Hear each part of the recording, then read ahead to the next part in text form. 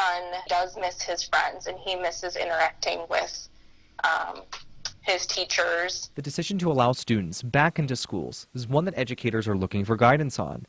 Kasey Wolters is a parent in Albert Lea, and she says having kids go back to school is important for their mental health. I really hope that our kids are able to go back to school, not just for educational purposes, but for their mental health and socially interacting with their peers and other adults. In a statement sent to ABC6 News, Superintendent of Albert Lea Schools, Mike Funk, says schools in the district plan to open in August with hopes of an in-person format. He says the district is working with teachers to ensure schools are safe and that they will be operating a pure distance learning model for students who do not feel comfortable with coming back to school. Parents like Kasey agree. I think all of us as parents should be aware of what's going on with our children, and if they are questionable, keep them home. Teachers and staff, they can tell if they maybe aren't feeling right or if something is changing, if a cough has developed. Kasey and her husband both tested positive for COVID-19 in May and have recovered.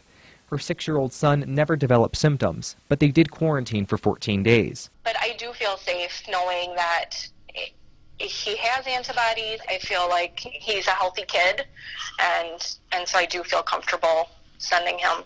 Rochester and Austin school districts will start their balanced calendars later this month.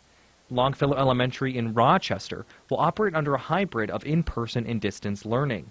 Superintendent Munoz says because of how fluid the situation is, the plan of having 3 models can change.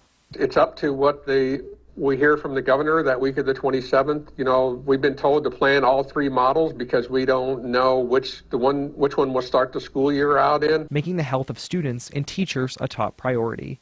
Devin Martin, ABC6 News. Devin, thank you. Albert Lea Superintendent Mike Funk also says that they did run a successful summer program with about 100 elementary students doing a mix of in-person learning and distance learning.